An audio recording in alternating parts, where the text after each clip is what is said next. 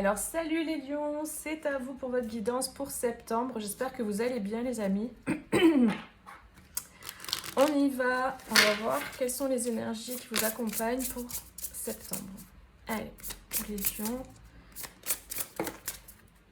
Qu'avons-nous? On a l'impératrice et la grande prêtresse. Waouh! Donc là, on a des énergies vraiment très puissantes en fait, très fortes. Et ce que je peux ressentir, c'est que c'est des énergies...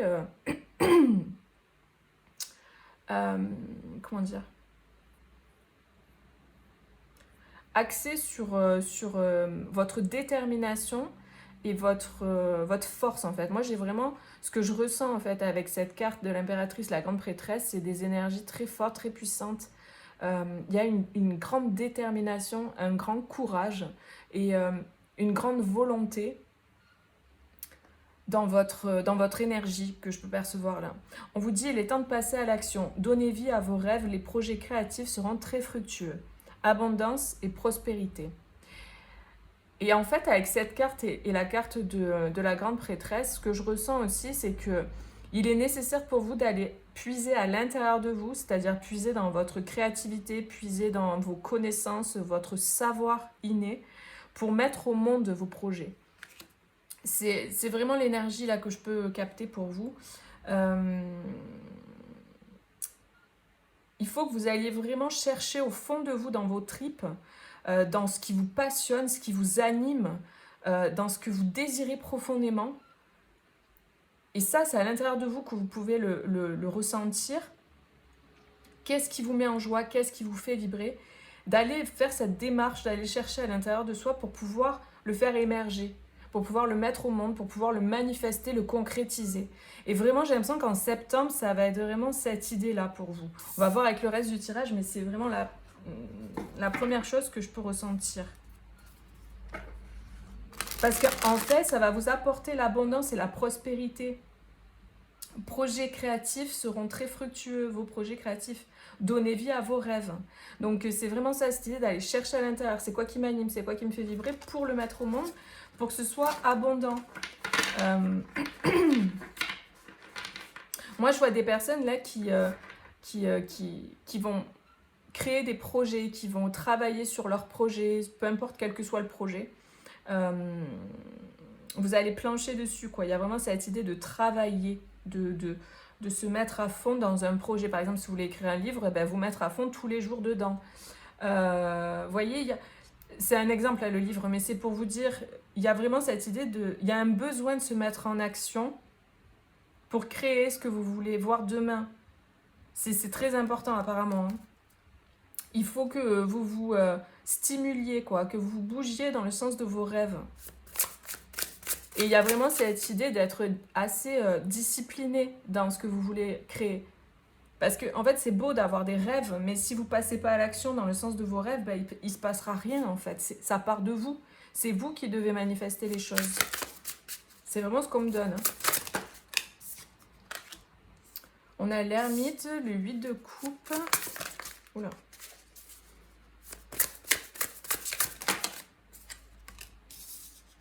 Le 4 de bâton. En fait, j'ai l'impression, là, pour certains, que c'était ou c'est encore en gestation à l'intérieur de vous. Il y a cette idée de ça mature à l'intérieur de vous.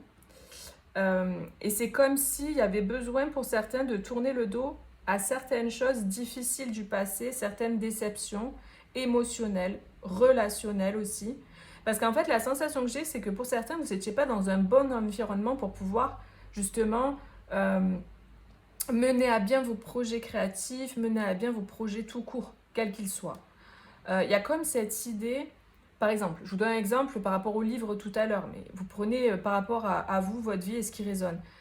Si vous êtes par exemple entouré de monde, dans une maison où il y a beaucoup de monde, vous êtes tout le temps stimulé à droite et à gauche, comment vous voulez avoir du temps pour pouvoir écrire? Si par exemple vous êtes, je sais pas, en plein centre-ville, il y a beaucoup de bruit, il y a beaucoup d'énergie, il y a beaucoup de bordel, comment vous voulez vous concentrer sur votre projet et être dans les meilleures dispositions pour pouvoir mener à bien votre bébé, quoi, votre projet, vous voyez. Il y a vraiment ce truc comme s'il y avait un décalage, en fait, entre... Enfin, c'est même pas un décalage, c'est que vous n'étiez pas vraiment, ou vous n'êtes pas vraiment dans l'endroit propice pour que votre truc émerge, votre projet émerge, quoi. C'est ça que je ressens pour certains. Donc l'idée, c'est de tourner le dos à tout ce qui vous... Et peut-être aussi, c'est des personnes, ça peut être simplement des relations qui vous conviennent pas et qui vous aident pas à aller vers vos rêves, qui vous aident pas, qui vous tirent pas vers le haut. Parfois, on a besoin de s'isoler un temps pour pouvoir créer nos projets parce que être avec certaines personnes, c'est pas bon pour soi. Parce que ça nous tire pas vers le haut, parce que ces personnes, elles ont pas la même énergie que nous, elles ont pas les mêmes ambitions. Donc là, c'est vraiment ce que je ressens. Vous partez, vous tournez le dos, vous allez ailleurs. Vous allez peut-être avec des personnes qui vous correspondent mieux. Vous allez en formation peut-être pour certains avec des gens qui font la même chose que vous. Pour d'autres, vous allez, je sais pas moi, ça peut être n'importe quoi.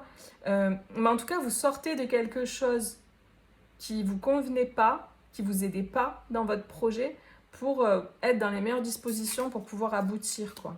Ouais, ça parle de vraiment tout ce qui est travail, projet... Il y a vraiment cette idée de célébration par rapport à ça. Il y a une belle célébration, il y a quelque chose de positif. Hein. Et c'est quelque chose de destiné en plus.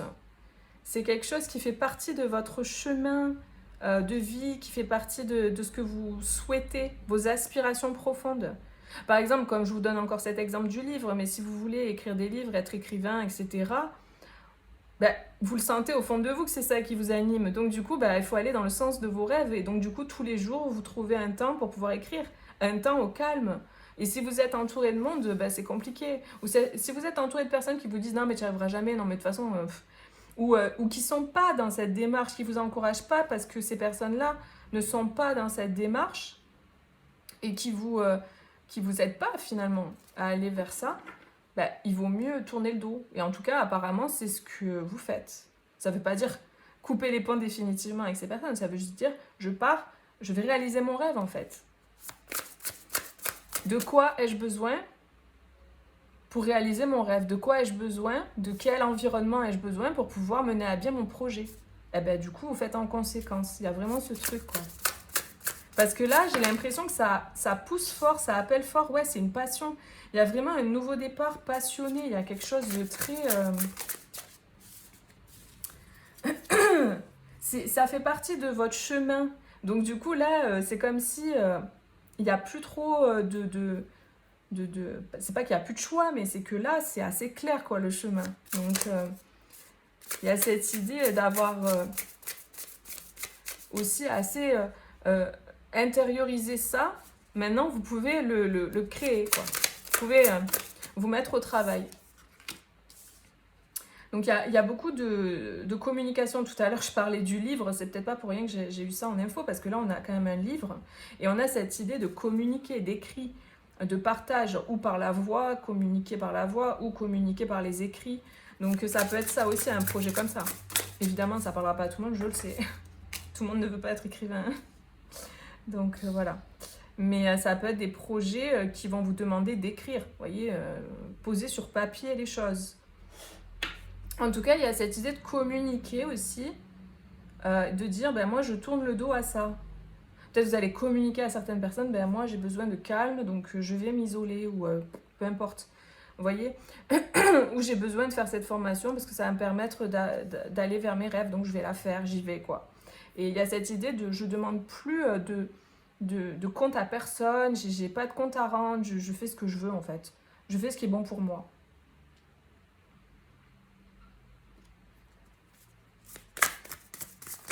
Oula. Ouais, il y a peut-être des peurs aussi, hein.